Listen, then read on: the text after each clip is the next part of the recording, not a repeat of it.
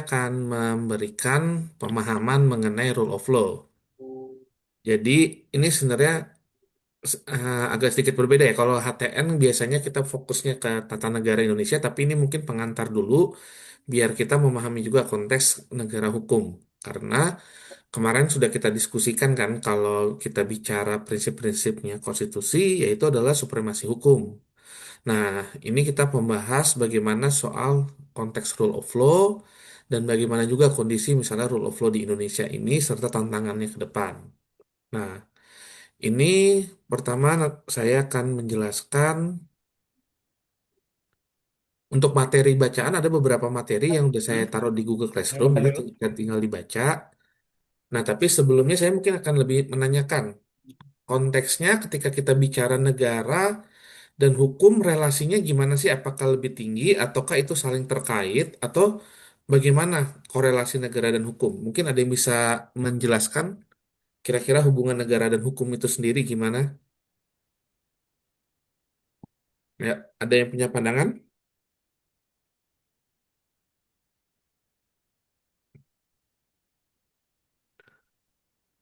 Mohon izin, Bapak dosen. Ya, silakan. Ya,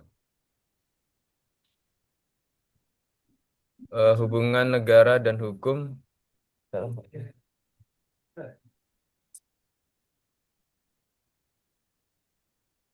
di dalam negara kita Mhm. tertuang pembukaan Undang-Undang 45.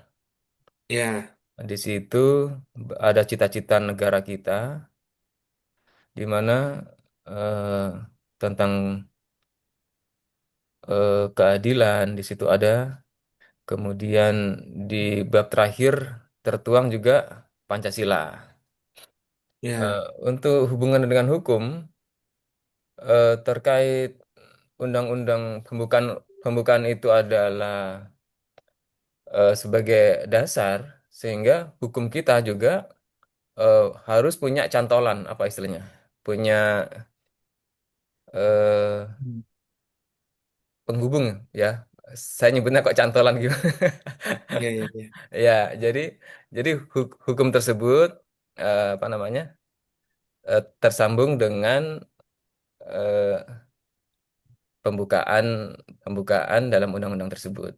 Mungkin itu saja dari kami Pak dosen. Makasih. Oh, iya, mungkin mungkin bahasanya mungkin namanya dasar atau legitimasi kali ya, Pak. Dasar atau legitimasi, siap-siap aja. Ya, siap. Siap. Makasih banyak Pak Andik Si. Prabowo. Siap, siap, siap. Yang lain mungkin ada pandangan lain?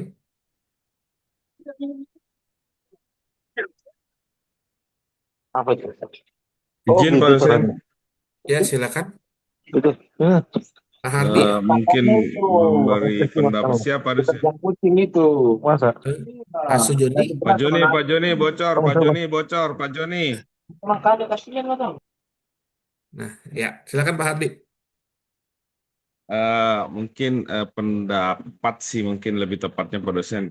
Ya, Jadi negara korelasi negara dan hukum itu saya ngelihatnya bukan mana lebih tinggi atau eh, mana yang lebih dibutuhkan. Cuman kan syarat berdirinya negara itu kan kalau nggak salah itu ada tiga Pak dosen. Rakyat, mm, wilayah, dan pemerintahan. Nah, mm, setelah tiga ini berdiri, terutama pada pemerintahannya itu kan harus ada aturan. Nah, disitulah diperlukannya hukum tersebut, Pak dosen. Walaupun ya, hukum itu dalam arti aturan bersama, tapi kan pemerintahan itu tidak akan terbentuk kalau tidak ada hukum. Begitupun ya, sebaliknya, negara itu tidak akan, hukum itu tidak akan terbentuk juga kalau tidak ada negara tadi. Jadi saling ya, membutuhkan buat saya. Terima kasih, Pak dosen. ya. Terima kasih Pak Hardi. Ya, ini sebagai pengantar untuk kita merefresh ya beberapa pembelajaran mungkin dari kelas ilmu negara sampai yang kemarin untuk kita mulai pengantarnya. Saya nggak akan menjawab, nanti teman-teman bisa menyimpulkan gimana relasi negara dan hukum ketika nanti diskusi dalam kelas sama dari bahan bacaan. Nah, tapi yang tadi disampaikan benar bagaimana hukum dan negara itu sebenarnya saling relasi dan kita nggak mungkin bisa meniadakan kalau kita bicara praktek negara tanpa ada hukum.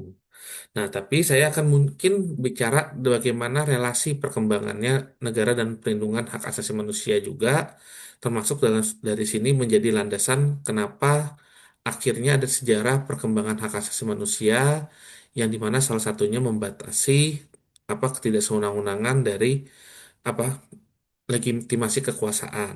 Jadi mungkin kalau sejarah panjang mungkin banyak ya kalau kita bicara negara dari zaman Yunani, apa zaman Romawi, bahkan apa dinasti Islam juga itu udah banyak. Tapi yang kita mungkin bahas konteks ketika kita bicara konteks perkembangan hukum dan pemerintahan yang modern sekarang ini. Nah, jadi dari beberapa literatur, kalau kita bicara sekarang ini pembatasan negara hukum itu konteksnya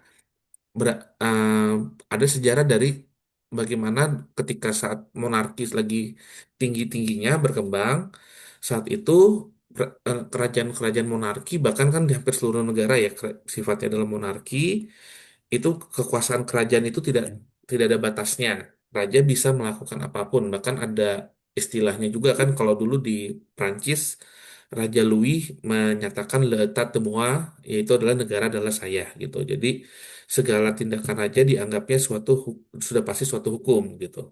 Nah, tapi pertanyaannya banyak juga raja-raja yang tidak capable ataupun yang akhirnya bertindak bukan untuk kepentingan rakyatnya itu negaranya. Salah satu contohnya adalah waktu itu Inggris di Raja John. Saat itu dia sedang gencar-gencarnya melakukan perperangan dengan negara lain.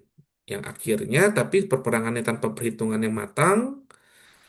Nah, akhirnya membebani ekonomi. Nah, ketika membebani ekonomi negara, akhirnya Raja John meningkatkan seluruh pajak kepada para bangsawan ataupun masyarakat yang ada di tanah Inggris tahun dulunya. Nah, akhirnya disinilah para bangsawan memberontak karena dia merasa akhirnya mereka sendiri nanti segala haknya, segala kekayaannya, sejarah payahnya diambil diambil padahal ketika ada keputusan perang, keputusan apapun tidak ada diskusi atau konsultasi apakah ini benar apa untuk kepentingan negara atau kepentingan pribadi. Nah, akhirnya dasar dari situlah mulai ada tuntutan dari para bangsawan agar raja dibatasi kekuasaannya. Nah, saat itu raja akhirnya mau dan akhirnya membuat suatu perjanjian dengan ada Piagam Magna Carta karena saat itu raja juga akhirnya juga untuk membutuhkan jalannya pemerintahan karena ekonominya juga sudah nggak berjalan dengan baik, dia perlu dukungan juga dari para bangsawan yang punya harta kekayaan dan tanah agar bisa ekonomi hidup.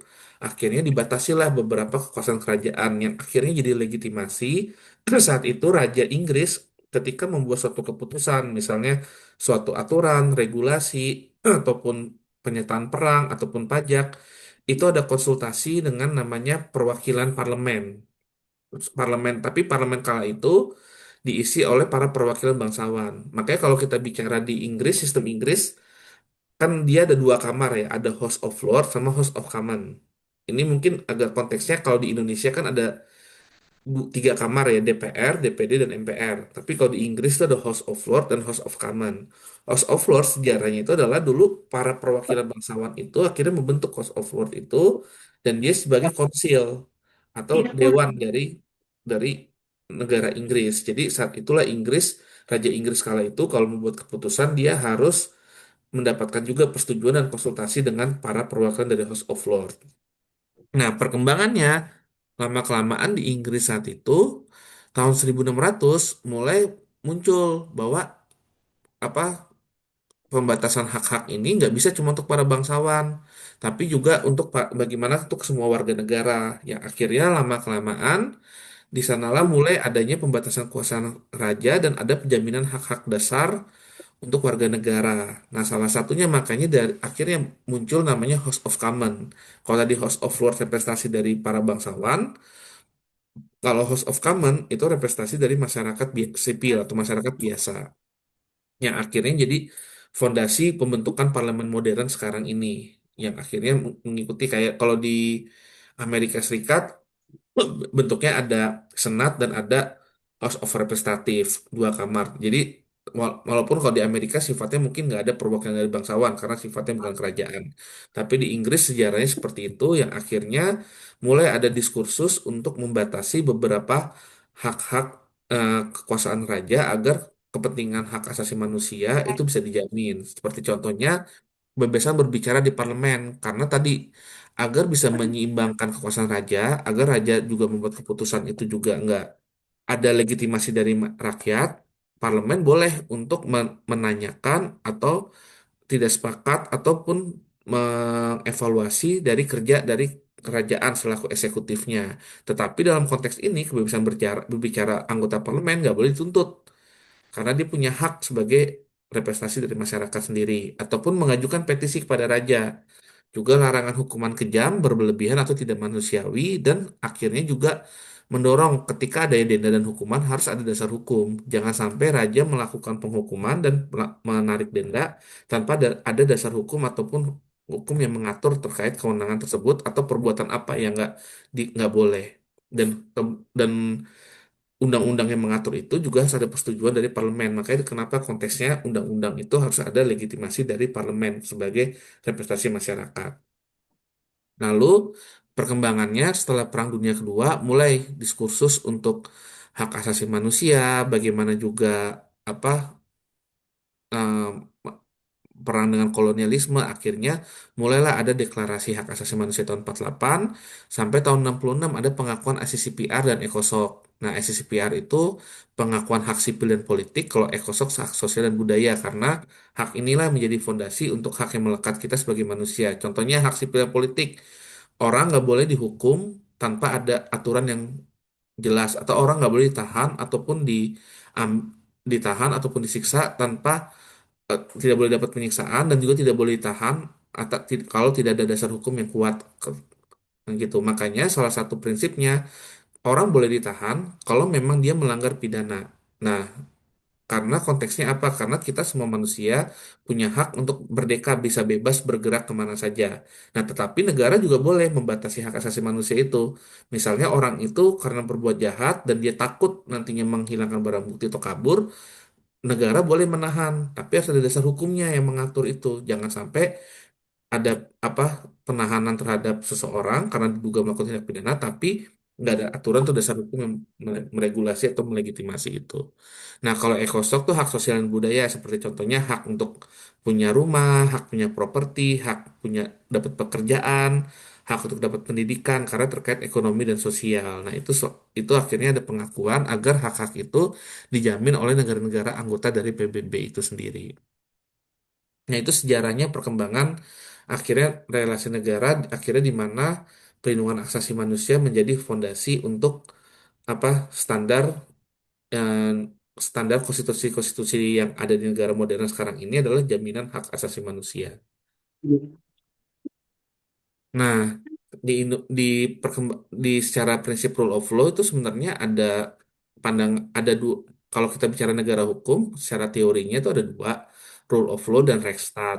Nah, kalau Rechtsstaat itu kebanyakan dari apa negara-negara civil law dan rule of law dasarnya dari negara-negara common law. Walaupun sekarang prakteknya baik itu civil law atau common law itu juga udah mulai cair ya, karena kalau konteksnya misalnya rule of law dan fondasinya jurisprudensi di Indonesia, civil law juga ada dari jurisprudensi. Nah, Restat yang sumber utama undang-undang tertulis, tapi akhirnya undang-undang sebagai kepastian hukum di negara-negara common law juga penting, walaupun fondasi utamanya tetap ada dari common law dan civil law. Tapi konteksnya kalau bicara soal hukumnya sumbernya dari jurisprudensi dan sumbernya dari undang-undang tertulis.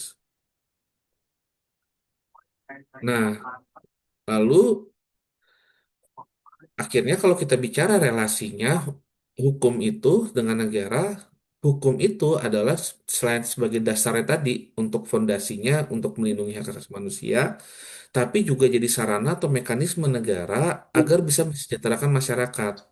Salah satu prinsip negara hukum adalah tadi adanya pembatasan kekuasaan agar tidak sewenang-wenang dan melindungi hak asasi manusia.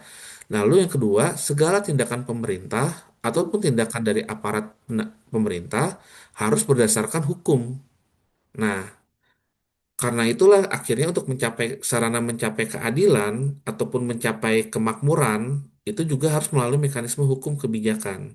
Jadi di sinilah negara tapi ada jaminan adalah negara harus aktif juga untuk membentuk aturan atau membentuk regulasi atau menjalankan pemerintahan agar kemakmuran itu tercapai. Nah, ini perkembangannya juga mulai kenapa negara perlu aktif. Ini juga berangkat dulu sejarah dari di Amerika sebelum Perang Dunia Kedua. Negara dulu cuma hanya sebagai penjaga malam. Negara hanya membuat aturan, tapi nggak bertindak aktif. Akhirnya mekanisme segala ekonomi ataupun hidup masyarakat tergantung pasar. Yang jadi masalah adalah kalau semua tergantung pasar, menimbulkan kesenjangan ekonomi yang sangat tinggi. Dan akhirnya negara saat itu Amerika inflasi tinggi. Makanya akhirnya perkembangan konsep sekarang ini, ketika kita bicara negara hukum, negara harus menjamin hak hak manusia, tapi juga harus aktif untuk mensejahterakan masyarakat itu sendiri. Contohnya adalah membuat undang-undang yang menjaga agar masyarakat tetap sejahtera. Contohnya di Indonesia adalah apa? Seperti contohnya pembentukan BPJS. Kalau kita bicara soal sistem kesehatan, kan sistem kesehatan itu kan adalah yang bisa ada apa rumah sakit private ataupun negara itu kan dia bisa untuk penyembuhan dokter-dokter bekerja. Tapi kalau kita serahkan pada pasar, bisa jadi harga pelayanan medis itu sangat mahal. Nah, ketika harga sangat mahal, akhirnya bisa jadi kendalanya adalah nggak semua masyarakat bisa mengakses kon- layanan kesehatan. Hanya orang-orang yang punya ekonomi yang mapan. Nah, lalu bagaimana saat itu? Nah, negara akhirnya perlu membuat kebijakan, aturan undang-undang, gimana caranya ya? Salah satu contohnya ada sistem asuransi nasional atau bagaimana. Nah, BPJS itu salah satu sarana dengan buat aturan itu, pemerintah akhirnya bisa menjamin orang-orang yang tidak mampu pun bisa mendapatkan akses kesehatan karena ada jaminan asuransi tersebut gitu. Nah, lalu juga konteksnya penguasa saat tunduk pada hukum. Nah, tapi ketika membuat sistem seperti itu harus ada fondasi hukumnya. Nah, dan fondasi hukumnya itu sendiri juga harus ada legitimasi disetujui oleh lembaga perwakilan untuk undang-undang. Nah, lalu salah satu prinsip rule of law juga ada lembaga juga penentu keadilan, yaitu lembaga peradilan. Jadi kalau nanti eksekutif dan parlemen menjalankan ke pemerintahan, parlemen buat undang-undang, tapi ternyata nggak jalan, lalu ada pelanggaran-pelanggaran di masyarakat, baik antara individu atau antara individu ke negara atau antara negara ke individu, itu ada mekanisme peradilannya. Gitu. Makanya kalau bicara pembagian kekuasaan, kenapa kekuasaan kehakiman itu harus sangat independen? Karena tadi dia harus yang bertindak objektif jika memang ada kesalahan-kesalahan dalam sistem ini. Ibarat kalau kita tubuh kita udah dibentuk sistem organ, sistem jalannya organ, nah tapi ternyata ada virus atau ada sel-sel yang bahaya, a- nah peradilan itu adalah vaksinnya agar menjaga apa atau ataupun obatnya agar sistem itu nggak jadi rusak gitu. Itu makanya kenapa sistemnya itu harus independen gitu. Nah, apa apa itu rule of law? Nah, rule of law itu konsep yang secara universal diterima eh, di mana ada dua poin utama. Di mana kalau kita bicara rule of law, pertama masyarakatnya dapat dan harus juga dan bersama pemerintah harus diatur oleh hukum dan menjalankannya. Jadi baik itu individu ataupun baik itu pemerintah itu semua harus diatur oleh hukum. Makanya contohnya adalah misalnya bahkan pergantian kekuasaan di negara-negara modern itu harus ada diatur oleh undang-undang kan. Kalau zaman dulu pergantian kekuasaan bisa dengan perang, merebut kekuasaan itu. Tapi kalau di negara modern itu diatur dengan undang-undang. Caranya apa? Diatur mekanisme pemilu. Jadi transisi kekuasaannya bisa berjalan secara demokrasi gitu. Nah, itu salah satunya dan akhirnya ketika pemerintah yang udah terpilih itu sudah menjalankan mandatnya, ya dia diatur oleh undang-undang.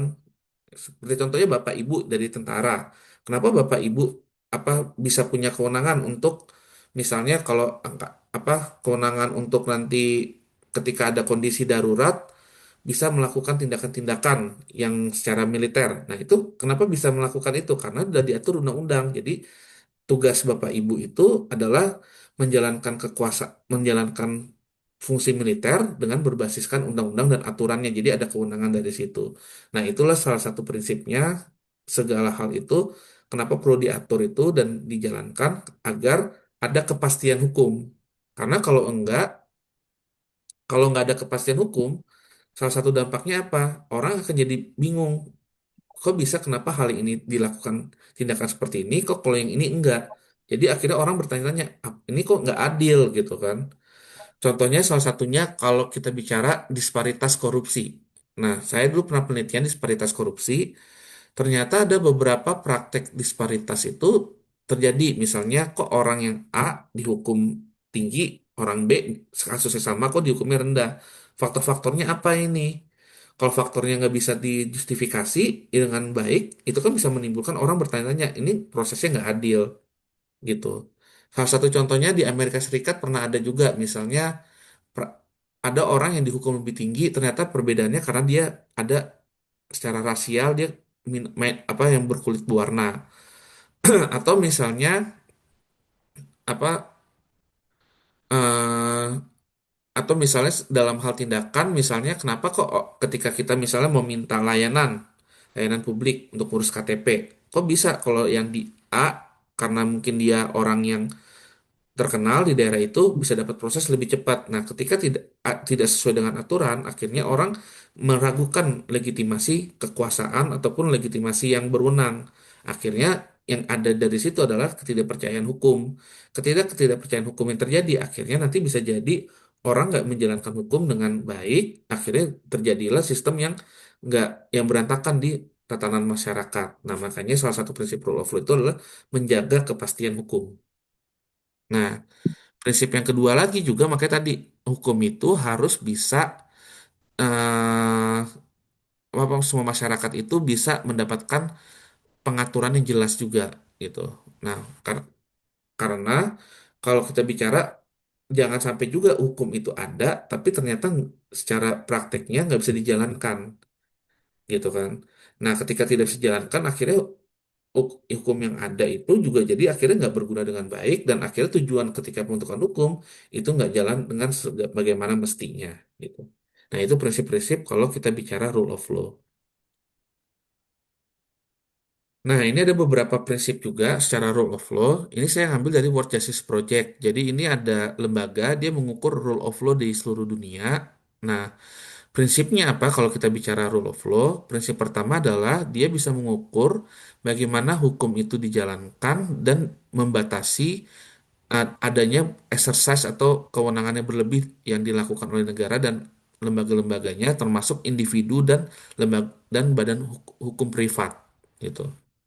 Nah, salah satu prinsipnya adalah bagaimana kekuasaan itu juga harus bisa dibatasi. Karena kenapa kekuasaan itu harus dibatasi juga adalah agar mencegah praktek-praktek korup. Salah satu contohnya ada teori dari Kierkegaard. Korupsi, korupsi itu terjadi, kenapa? Bukan hanya karena soal moral, tapi ternyata karena ada diskresi kewenangan yang gede dan ada monopoli kewenangan yang gede, tapi minim akuntabilitas.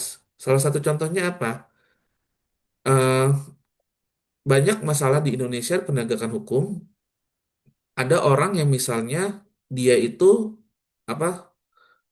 eh, Kewenangan penyidikan itu sangat tinggi. Nah, kewenangan penyidikan itu cuma ada di monopoli kekuasaan di penyidikan. Tetapi apa diskresi juga ada di penyidik, tapi minim akuntabilitas karena bisa jadi banyak banyak temuan-temuan yang orang dihukum bersalah, padahal dia dipaksa mengaku bersalah dengan disiksa di proses apa investigasi. Nah itu terjadi kenapa? Ya karena sistemnya itu nggak ada akuntabilitas. Bagaimana orang kalau kalau misalnya kita bicara di beberapa negara tuh diatur, misalnya orang kalau misalnya di proses hukum kalau dia ada ditangkapnya tidak dengan prinsip hukum yang benar, dia bisa mengajukan di pra peradilan yang baik. Nah, Indonesia di KUHP yang lama, saya belum lihat yang sekarang ini, KUHP yang lama itu lebih sifatnya administratif aja, gitu. Nah, itu salah satu contoh apa membatasi kekuasaan agar juga bisa akuntabel. Lalu yang kedua, prinsipnya itu adalah di mana batas kewenangan negara itu juga harus bisa memperlihatkan untuk tujuannya kepentingan umum dan juga melindungi dari kekerasan dan semua masyarakat itu punya akses untuk menyelesaikan kalau ada perselisihan gitu. Jadi kalau misalnya kita semua semua pasti ada potensi konflik di masyarakat, baik itu individu-individu atau individu melanggar kepentingan umum atau ada tindakan negara ternyata merugikan individu. Nah, itu segala hal tuh pasti kemungkinan akan ada di sosial kehidupan sosial. Tapi yang penting ada mekanisme penyelesaian masalahnya gitu. Nah, nah, lalu ini juga prinsip empat prinsip yang pentingnya adalah akuntabel, hukum yang adil, dan open government dan aksesibel dan impartial justice. Nah, kenapa hal ini juga penting? Nah, salah satu yang paling penting juga adalah tadi segala hal harus bisa akuntabel di mata hukum dan hukum itu harus clear dan juga itu bisa diaplikasikan termasuk hak properti dan kontrak. Nah, salah satu prinsip kenapa rule of law itu jadi penting adalah terkait kepastian hukum adalah contohnya adalah kalau di jurnalnya Fukuyama ditulis, salah satunya adalah misalnya hak properti. Kalau kita semua manusia warga negara punya hak untuk membeli rumah. Tapi bagaimana kalau ternyata tanah yang kita miliki itu perlu diambil oleh negara untuk kepentingan umum?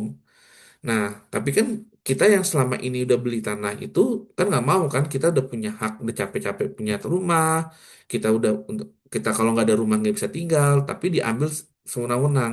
Nah, makanya prinsip negara hukum dia harus ada jelas aturan itu melindungi tadi warga negara dan itu juga harus akuntabel. Nah, makanya salah satunya diatur kalau memang ada soal properti dan kontrak, kalaupun ada kepentingan negara yang dibutuhkan, dia perlu ada misalnya pergantian ganti rugi atau dibeli tanahnya oleh negara.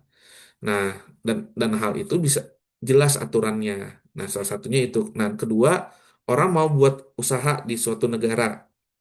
Tapi kalau prinsip-prinsip ini nggak jalan, akhirnya orang buat usaha di suatu negara itu nggak jadi maksimal. Contohnya adalah apa?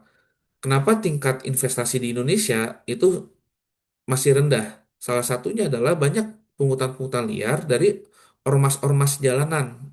Nah, itu kan banyak kan pemberitaan dan ada beberapa riset juga yang memperlihatkan. Nah, akhirnya biaya produksi jadi mahal, dan ketika biaya produksi jadi mahal, akhirnya orang-orang dari luar mungkin akan memilih untuk investasi, buat apa investasi di sini? Atau kalaupun ternyata nanti dia investasi di sini, ketika dia ada masalah sengketa, ternyata peradilannya korup. Nah, peradilannya korup, dia nggak jelas ini bisa menang atau enggak kalau dia sesuai aturan. Bisa jadi dia sesuai aturan tetap rugi atau kalah. Makanya akhirnya banyak negara kenapa ke Vietnam milihnya karena di sana kepastian hukumnya lebih jelas gitu untuk membangun investasi. Atau contoh paling gampang adalah yang sehari-hari konser.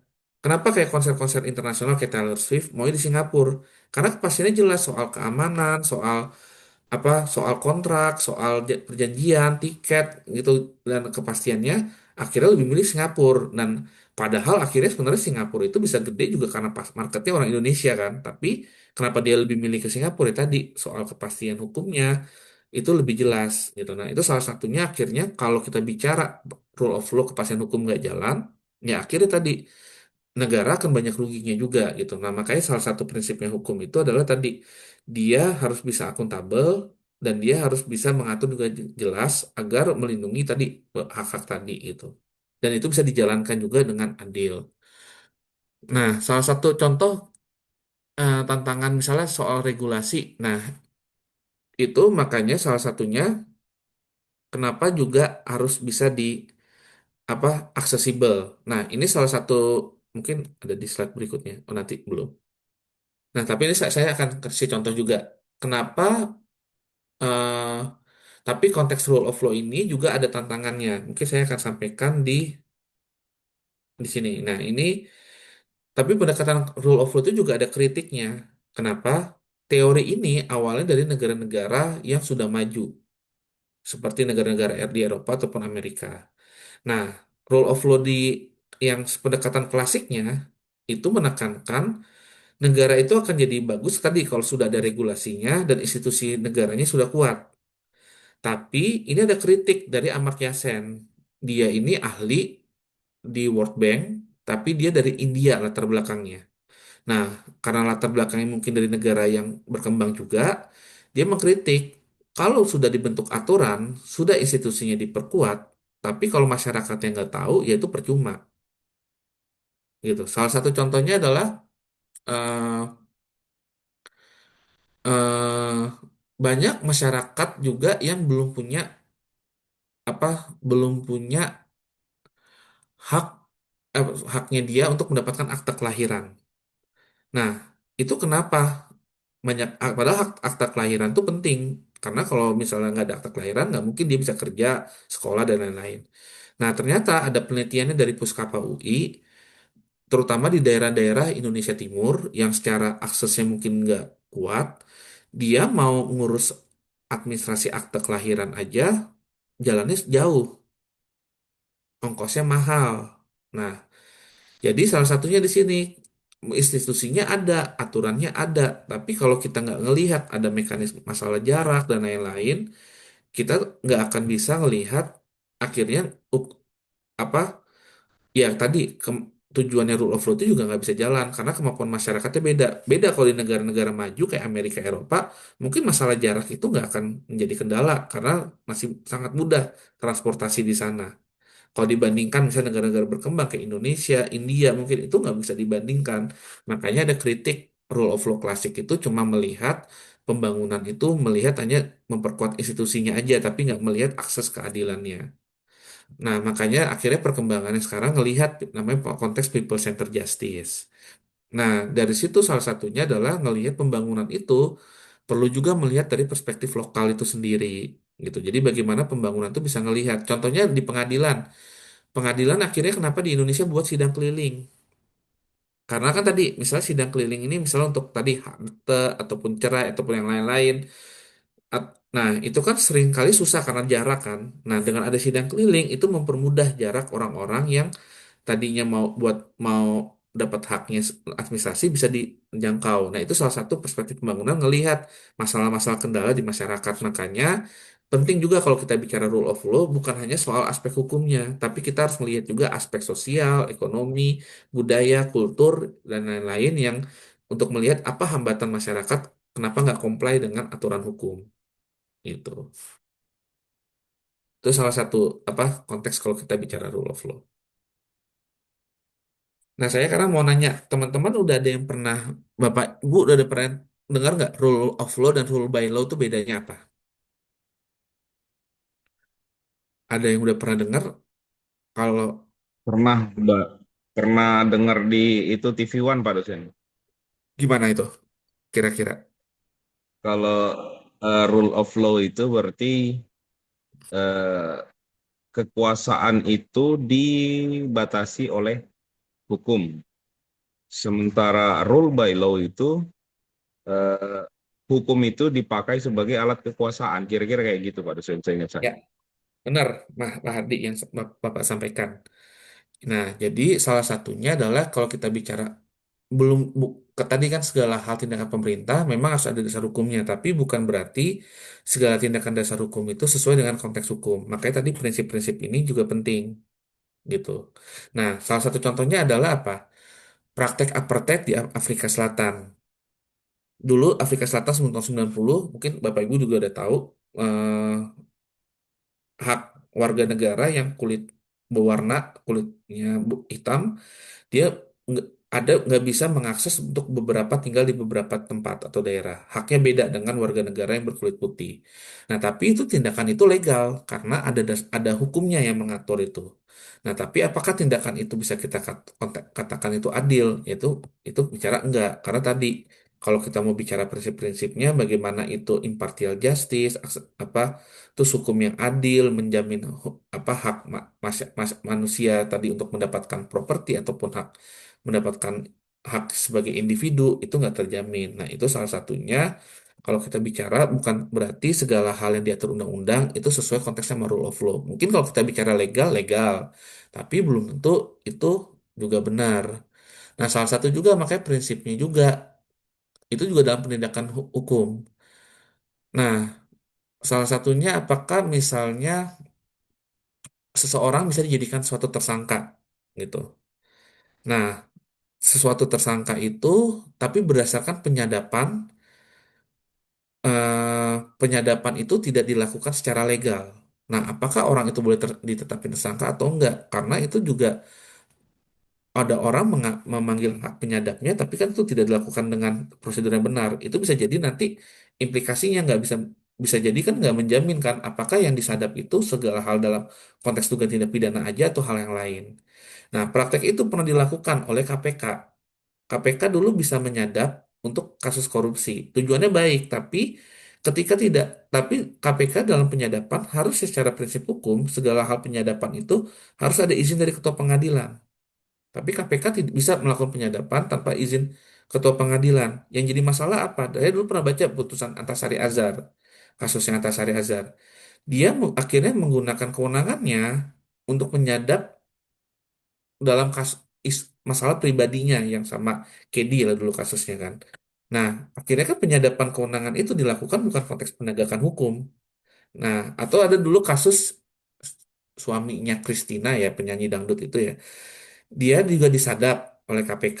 Mungkin ada beberapa hal data-data atau evidence terkait dugaan tindak pidana korupsinya. Tapi ketika dibahas di sidang, ada isu-isu yang perselingkuhannya dia. Itu kan nggak relevan sama kasusnya. Kalaupun itu masalah dia secara individu, bukan masalah penegakan hukum korupsinya.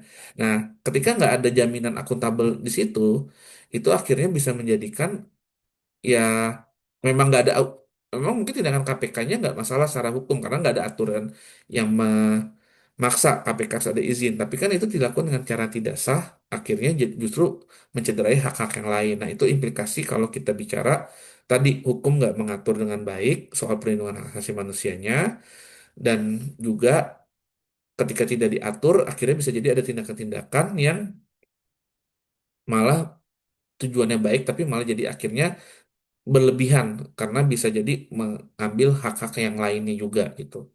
Itu salah satu contoh kalau kita bicara rule of law dan rule by law.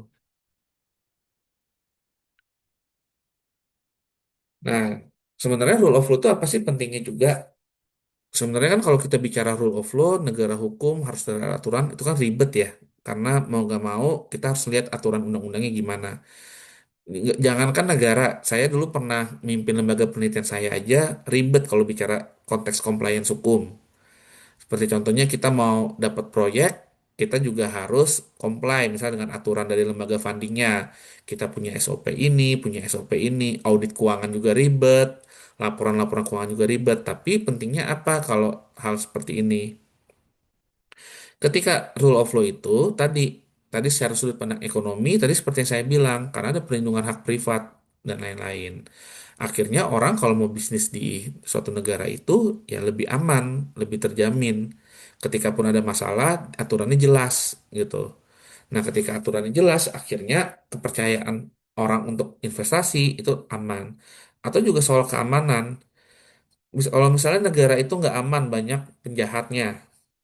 Lalu ketika misalnya dia dicopet atau dia mendapatkan apa tindak mengalami tindak pidana mau ngelapor tapi nggak diproses atau di laporannya juga nggak jelas perkembangannya gimana, akhirnya kan juga orang yang mau tinggal di daerah negara situ kan juga jadi akhirnya takut kan, dan mungkin wisatawan juga enggan untuk liburan ke situ, jadi akhirnya kan dampak-dampak ke negara itu jadi secara ekonomi pun juga berdampak. Nah, bahkan ada temuan di Amerika Latin. Dari temuan itu, ketika negara-negara di Amerika Latin yang ada peningkatan persepsi rule of law-nya, ternyata ada dampak juga peningkatan produk domestik brutonya juga meningkat gitu. Dalam tata dalam konteks tata kelola pemerintahan juga rule of law itu jadi kenapa penting juga. Salah satunya adalah ini terkait nanti legitimasi kepercayaan masyarakat. Mungkin Bapak Ibu paling terakhir sempat yang ramai kemarin kan demo yang Agustus dan September lah ya. Kan kita lihat lah itu jadi berita nasional ketika parlemen ada kenaikan gaji kan, tapi prosesnya tiba-tiba dan nggak akuntabel, akhirnya jadi ada ketidakpercayaan masyarakat. Nah, sebenarnya dalam hal itu, kalau saya mau bicara kenaikan gaji pejabat, apa pegawai negeri, boleh atau nggak? Ya boleh. Ya boleh aja, kan apalagi selama ada dasar risetnya, ada selama dasar kebijakannya itu nggak apa-apa. Tapi ketika prosesnya secara tata kelolanya juga nggak rapi, komunikasi publiknya juga nggak jalan, akhirnya orang ada distrust terhadap sistem, jadi ada curiga.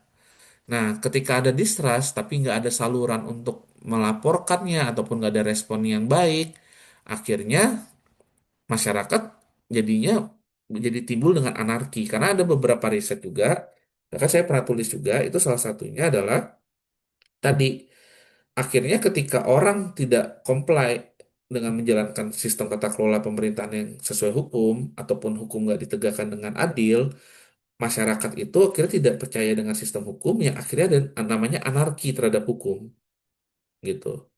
Nah, nah itu juga bahkan ada dalam beberapa teori filsuf kayak Bakunin juga bilang anarkisme masyarakat terjadi kenapa? Anarki itu kan adalah orang akhirnya bertindak sesuai dengan kemauannya sendiri tanpa tidak mengikuti aturan secara kolektif. Nah, karena dia tidak percaya, karena contohnya sekarang juga kalau kita bicara penegakan hukum, kalau nggak viral itu nggak diproses. Tapi jadi masalah apakah yang selalu viral itu benar atau enggak gitu. Karena bisa jadi yang viral itu belum tentu dia salah orangnya. Cuma karena viral, akhirnya penegakan hukum juga takut memutus beda gitu dengan keinginan masyarakat. Nah, akhirnya nah kenapa viral itu terjadi? Ya tadi karena ada mekanismenya nggak jalan, ketika mau diproses juga nggak akuntabel, dan akhirnya ketidakpuasan itu terjadi dan masyarakat yang makin banyak yang nggak komplain dengan hukum, akhirnya orang-orang itu tidak bisa dikelola dengan baik. Nah, akhirnya terjadi anarkisme hukum. Nah, dampak buruknya apa? Anarkisme hukum, kalau dia cuma berjalan sendiri, mungkin nggak masalah. Tapi ketika dia melakukan tindakan-tindakan pelanggaran hukum, itu kan jadinya apa tata kelola pemerintahan akhirnya jalan nggak dengan baik. Nah, salah satunya kenapa ya demo terjadi kemarin, ya tadi dengan sistem ketika komunikasi juga nggak jalan, itu akhirnya juga menimbulkan distrust. Ataupun kedua, akhirnya kena dampaknya apa ketika pembuatan regulasi itu juga nggak sesuai dengan komunikasi ataupun standar-standar regulasi yang baik. Nah, ada pendekatan-pendekatan good regulatory reform yang reform dari ASEAN. Nah, salah satunya adalah selain pembuatannya itu juga melalui diskusi yang berkala ataupun riset yang berkala adalah ketika proses itu nggak komunikasi dengan para aktor, juga dampak buruknya adalah susah diimplementasikan. Contohnya adalah waktu berapa tahun lalu ya, ada rencana mau merubah soal penerimaan dana masuk universitas.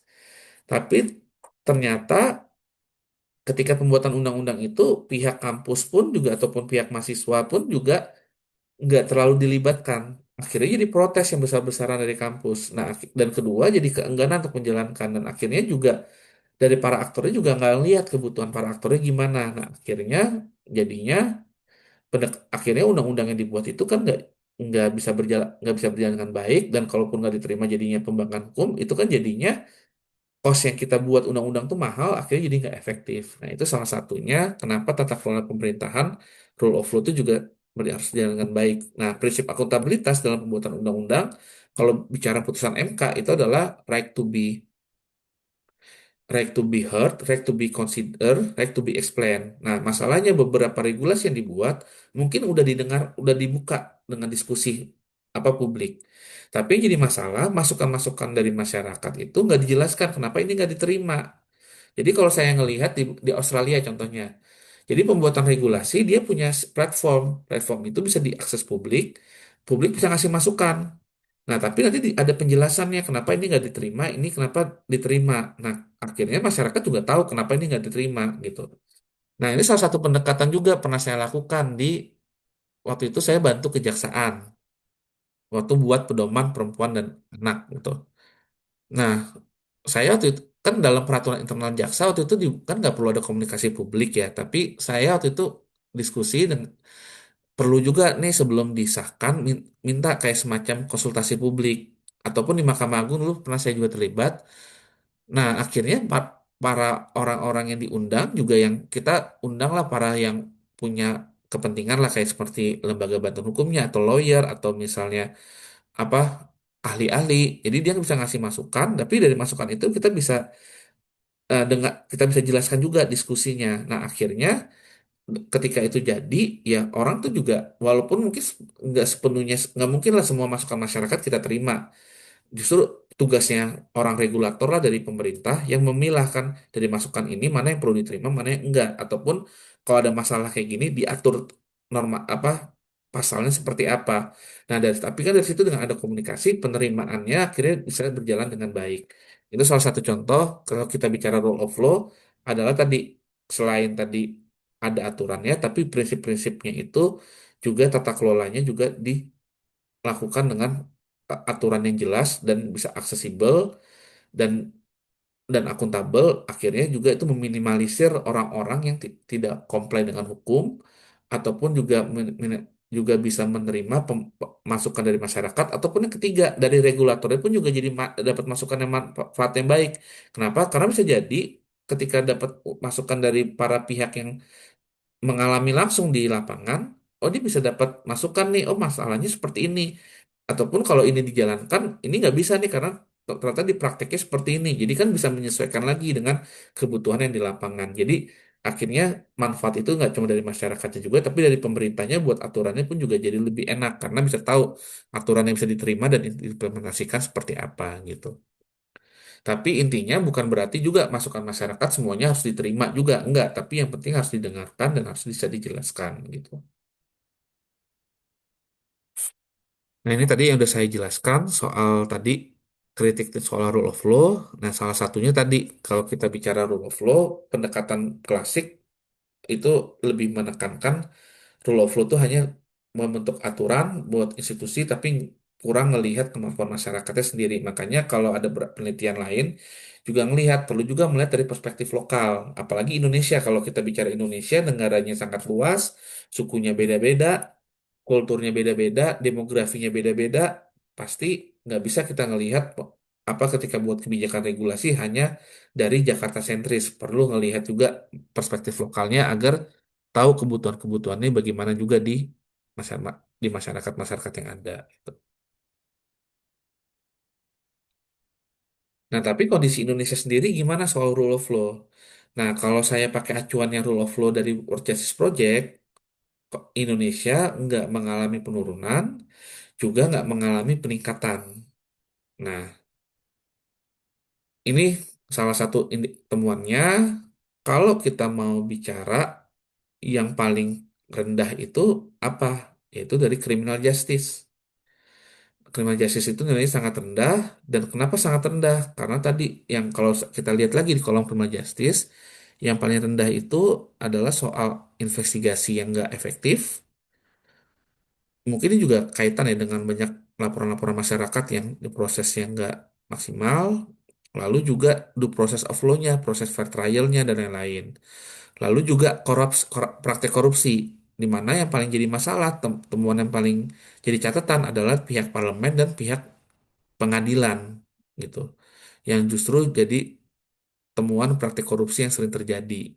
Nah, padahal kalau kita bicara, padahal parlemen justru harusnya reputasi masyarakat, pengadilan justru harusnya pihak yang bisa menjaga kalau ada pelanggaran-pelanggaran hukum yang ada. Nah, inilah akhirnya kalau kita mau bicara untuk peningkatan rule of law, yang salah satu tantangan yang terbesar tadi yaitu adalah praktik korupsi dan praktik sistem peradilan pidana kita gitu. Nah, makanya tadi kenapa pentingnya kalau kita bicara soal hukum, perlu tadi perlu ada aturan yang jelas, dan aturan jelas itu kalau kita lihat dari Clean Guard lagi, korupsi itu terjadi kenapa? Karena kewenangannya sangat besar tapi minim akuntabilitas. Nah, sedangkan criminal justice kita tadi mungkin masih banyak catatan-catatan regulasi untuk mengatur soal the process of law yang clear. Nah, saya lagi riset juga disertasi saya soal korban peradilan pidana. Nah, yang saya temukan ada perbandingan aturan di Belanda dan aturan di Indonesia soal korban. Nah, yang saya lihat di Belanda pengaturannya lebih clear, lebih jelas di tingkatan undang-undang. Contohnya adalah apa? Sering temuan masalah korban ngelapor ke penegak hukum, tapi prosesnya itu lama prosesnya karena alat buktinya minim atau nggak ketemu alat buktinya atau belum ketemu unsur-unsur pidananya. Nah, sebenarnya nggak masalah kalau memang belum ketemu gitu. Tapi jadi masalah adalah korban sendiri, dia kan kalau nggak bisa teryakinkan kalau alasannya cuma gitu, dia perlu juga tahu emang bener nggak alasannya seperti ini. Nah, kalau di Belanda diatur, ternyata korban boleh punya minta akses ke dokumen, proses dokumen, ataupun korban bahkan bisa mencari alat bukti sendiri, gitu. Punya kewenangan dia dengan lawyernya, cari alat bukti, jadi bisa nambahin kalau polisinya atau penyidiknya lama, dia bisa nambahin bukti-bukti yang dibutuhkan, gitu. Nah, tapi dalam meminta dokumen diatur lagi, tapi polisi dan tapi di sana jaksa boleh menolak minta dokumen kalau ternyata menurut jaksa dokumen yang diminta itu malah membahayakan misalnya tersangka karena melanggar asas praduga tak bersalah atau kerahasiaan data ataupun yang penting dalam hal penegakan hukum. Boleh ditolak, jadi diatur di KUHP-nya. Nah, lalu tapi ketika ada penolakan dari jaksa, korban boleh juga punya hak men-challenge ke pengadilan. Apakah benar nggak jaksa ini nolak karena alasan hukum atau alasannya bukan kepentingan hukum gitu. Jadi dilihat lagi gitu. Nah, itu pengaturannya jelas dan ada bertingkat untuk saling check and balance-nya. Nah, sedangkan di Indonesia masih belum diatur sangat dikit. Jadi saya ngeliat catatannya, kita bagus dalam membuat normatif, tapi kita nggak membangun tata kelola antara relasi dengan misalnya para pihak yang clear dan gimana kalau misalnya ada pertentangan, gimana penengahnya gitu. Nah, itu yang salah satu tantangan dalam hal kalau bicara tadi sistem peradilan. Makanya salah satu prinsip aturan rule of law tadi aturannya jelas dan itu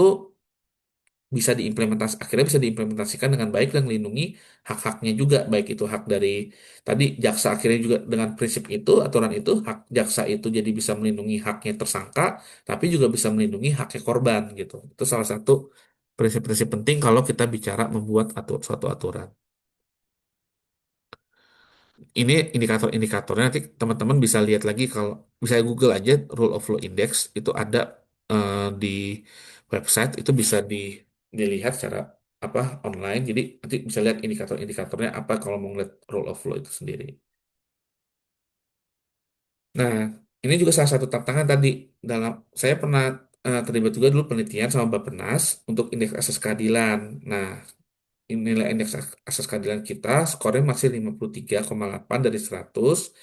Nah, yang jadi tantangan sendiri tadi soal kerangka regulasi kita sendiri dan juga eh, bagaimana kemampuan masyarakat itu sendiri.